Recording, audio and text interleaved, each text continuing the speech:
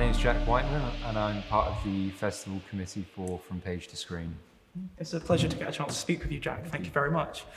First of all, I'd like to ask, how long have you been obviously working so closely with the festival, and how long have you been a committee member as well?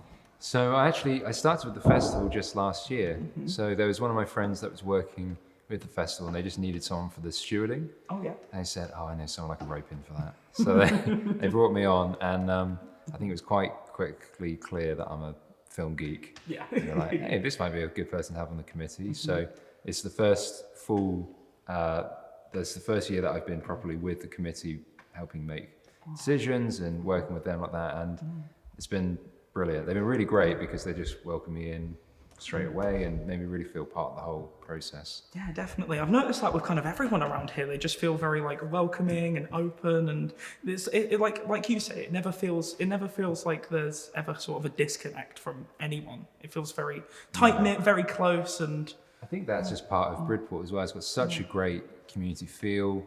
Everyone loves to be part of these kind of creative endeavors, and it's just an extension of that. It's a great team to be part of. Oh, absolutely. Yeah, I 100% agree. Obviously, even in my short time doing this, it's just everyone's so nice, like yourself, saving my skin with that interview with Andrew. My goodness. You nailed it. Oh, thank you.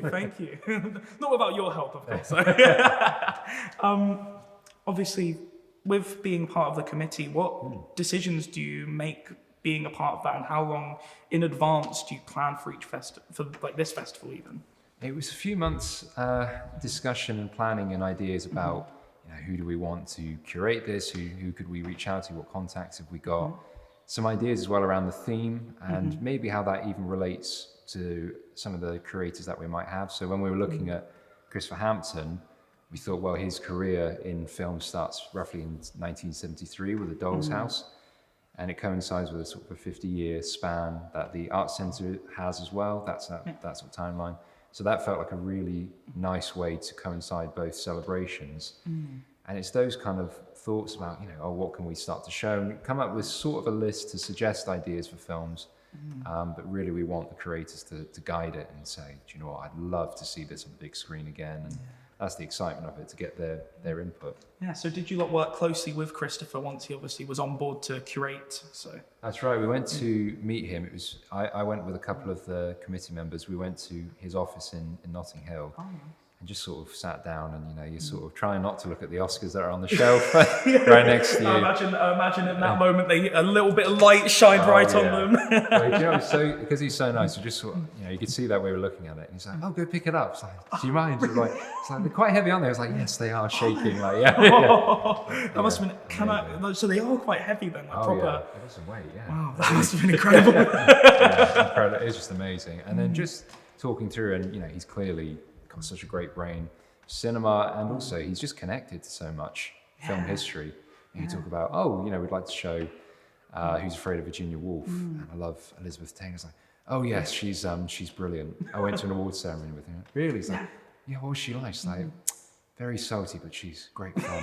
And you're like, amazing, just amazing, these icons. Yeah, I imagine you found it as well when you were speaking with Christopher. He would just name drop like some of the biggest actors and actresses, just like, I had a call with them a while ago, I was speaking with them, and it's like, wow. Absolutely, it suddenly makes it real in a way that's hard to kind of imagine that it is. And just having Christopher around, like, double Oscar winning screenwriters, Atonement, Father, Dangerous Liaisons, is incredible. And he's just like, hello. Yeah, exactly that. How are you? Yeah, it's still that thing of like, I was almost looking at him like you would say like a famous musician of like, oh my God, the writer of Atonement, like seeing these films obviously growing up as a young filmmaker, it's like, now he's just right there in front of you and he's just so down to earth. Yeah, exactly. He's human. Incredible. Exactly that. Who would have thought? Yeah. And obviously, speaking about him, you got the amazing opportunity yesterday to speak with him after the screening of A Dangerous Method on stage. How was that experience, obviously doing a Q&A in front of all those people? Yeah, doing it was great. It was the beforehand where I was sweating buckets. Yeah. It's all those like, what's the audience going to say? What's the reaction going to be? You never know what kind of reaction you're going to get. Of course, Christopher is lovely, puts you at ease straight away. When he rocked up here, he's like, hello, Jack, how are you? Shake hands kind of thing. You go, phew, okay. He puts you straight at ease. And also, he's such a great storyteller that, I could have just sat next to him. I didn't really need to ask him anything. He can just roll on. He's got all these great ideas and insights to the process of screenwriting, all these great tidbits of information, and he's just a great speaker, and he had them all in the palm of his hand, I think. Yeah, absolutely. And not even to discredit yourself either, because I must say, you handled yourself very well in that interview as well. It's a blank, to be honest. I have to watch your video back. Yeah, I can imagine it was just a blur on stage, doing that. Yeah. Luckily, the lights are up, so you can't quite see the audience. It's like, I'm just with Christopher, that's fine. Yeah. I would love to ask as well about kind of just your personal endeavours, because you're a filmmaker yourself. Yeah. How long have you been kind of in the filmmaking business for? Well, I've done a lot of freelance for quite a while. I do videography for a fashion brand, so that's lots of interview pieces and promotional pieces, things like that. Yeah. Outside of that, lots of freelance work. That's just, it can be anything, quite random projects, as I'm sure you know. Yep. But also just trying to do your own projects like narrative fiction, those kind of things. And just trying to get those off the ground. That's amazing. And I work with there's a really lovely group based in Bridport called Chasing Cow as well, and they're all young filmmakers, and they're a great bunch, and they have like a magazine that they put out. So it's the creative spirit of Bridport. That's amazing. Obviously, like you say, you're a local of Bridport. It must be really nice that there is such a strong creative arts community all around this place. I don't know what it is. There's something in the water, obviously. Yeah. Absolutely. Have you had a chance to make many films then? Are you more of a director, or do you prefer to be more cinematography? Or? It's I think just making your own projects, you have to be like a one-man band in a lot of ways. So writing, directing, kind of just trying to do all of it, the editing, and but it's all a great learning process. And kind of doing these freelance and interview pieces and things, you sort of, when you look back, you go, oh, I've messed this up, and then you have to go, great, how do I fix this in the edit? And you try and, it's all learning, and it's all good experience, really. Yeah, it absolutely. helps later on when you do your own project. I won't do that again. Yeah, no, definitely.